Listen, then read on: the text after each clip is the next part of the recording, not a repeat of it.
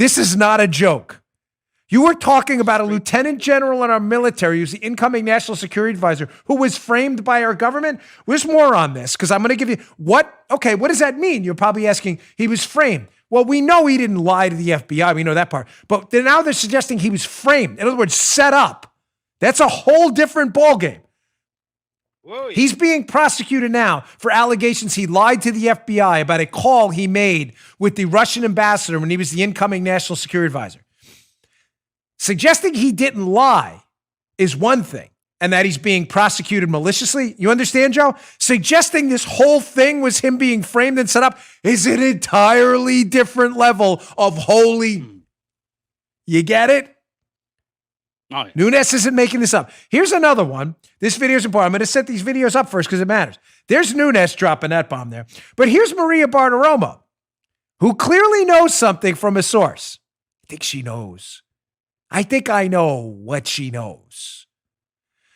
She's heard something from a source, and here's her on with Representative Doug Collins from Georgia, who's running for Senate there. And she says something about Baker's emails. Important. Who's Baker? Remember, she's alleging the FBI and DOJ and others that sources have told her, Nunes is saying, I should say, to be precise, that he may have been set up and he's going to be completely clean to this week. Exculpatory evidence is coming.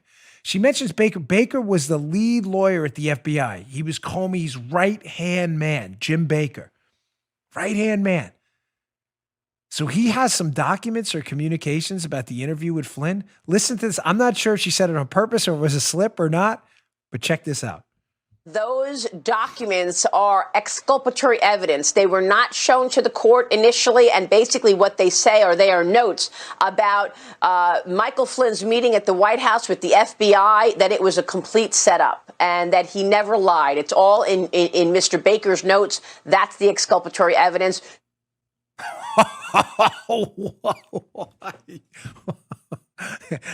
Again, I don't know if I know Maria, not well, but I know her from Fox. That was quite a little nugget drop there. So the lead lawyer in the FBI took notes indicating that when Mike Flynn was interviewed by the FBI at the White House, that he's being prosecuted for lying, but his own notes indicate he was telling the truth. Whoa. Now let's tie this story together. Remember, it was Andy McCabe, deputy director of the FBI, too, said, quote, it was very odd, that's a quote, that they thought, quote, Flynn was telling the truth. Wait, I thought he's being prosecuted for lying to the FBI. Folks, what happened here? And what do they mean by him being framed?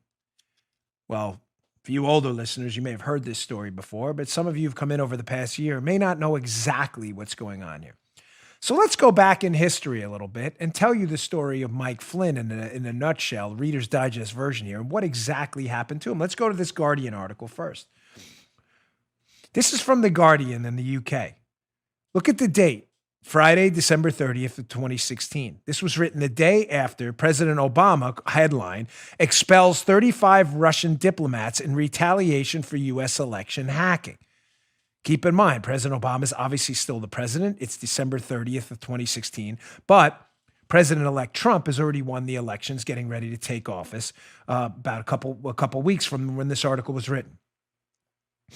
So we know on Thursday, December 29th, because it references the day before in the article, President Obama expelled some Russian diplomats from facilities in Maryland and New York, supposedly in retaliation for the election hacking, which the Obama administration claims it was blindsided by, which is amazing because they claim to be the most competent people in the history of the U.S. government. Obama was so smart. Well, where was Mike Flynn on Thursday, December 29th? Lieutenant General Flynn, who, keep in mind, is going to be President Trump's national security advisor. He's been selected as the incoming national security advisor. Where is he, Joe, on December 28th? He's in the Dominican Republic. That's right. Taking a little break from the long campaign they had, the hard work they had done to win the election. So he decides to take a well-deserved break, Lieutenant General Flynn. Folks, what happens when you're on a break and vacation? You know, people go out, maybe have a few adult sodas and stuff. Who knows? Do you remember every single detail of your vacation? Probably not. But it's convenient that the Obama administration waits Remember the beginning, how this opened up. Devin Nunes, Flynn was framed. Not just that Flynn didn't lie in his interview, he was set up. Set up. Do you think maybe he was set up and that they waited for him to leave the country to go to the Dominican Republic because it would be a lot easier to listen in on his calls, given that he probably didn't have access to all those secure comms? So they wait for him to leave. And what happens? As he leaves, the Obama administration kicks out these Russian diplomats, knowing what? That, of course, Joe, the Russians are going to reach out to the incoming administration via their counterpart, Mike Flynn, to discuss the fact that their diplomats have been kicked out. Nothing unusual about that. It's a nuclear power wondering how the incoming administration is going to handle this major diplomatic knuckle slamming where they're banging together and there's a little friction.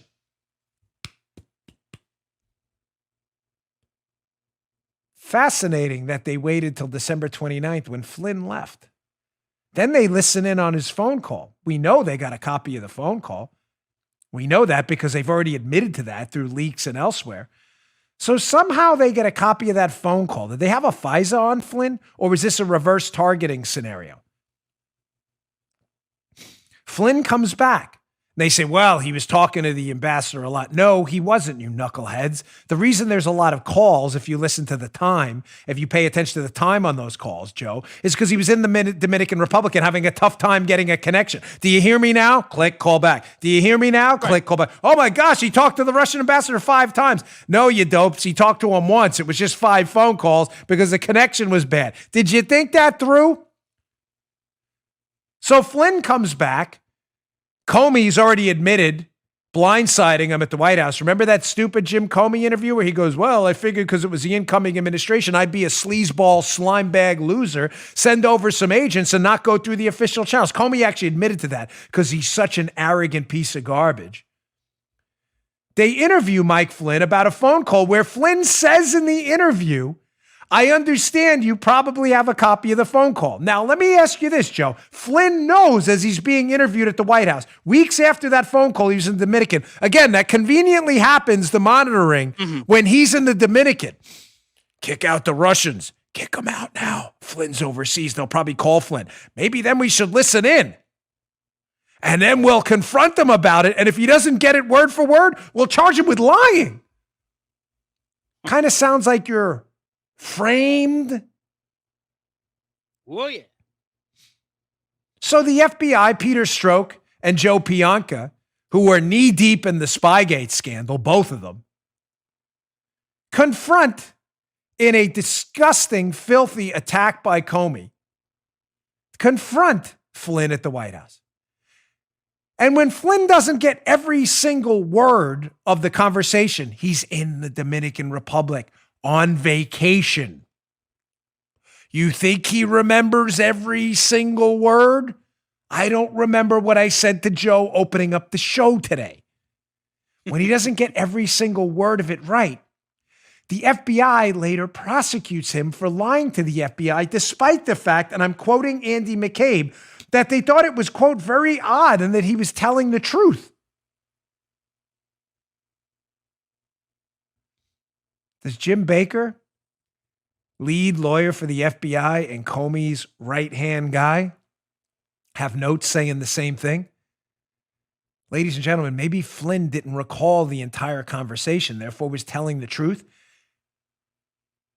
Because maybe he was in the Dominican Republic, weeks had passed, and maybe when he was on the call, he was on vacation. I'm just saying. Maybe this was a setup the whole time. We've only told you this for the last 2 years. Thankfully, some others are starting to come around. You think that kicking out of the Russian diplomats while Flynn was gone was just random? Ladies and gentlemen, it was a setup the entire time. Flynn was an existential threat to everything the Obama administration had done to weaponize the intelligence and law enforcement community, to attack their political opponents because Flynn knew about it. One of Flynn's commitments to the president as the incoming national security advisor was he was going to do his best to depoliticize the intelligence community. Meaning what? He probably had evidence of a politicized intelligence community. He had to be destroyed. He was framed and set up from the start. He is effectively in the United States a political prisoner right now. That is a fact. Country's falling apart, folks. If we don't fix this now, falling apart.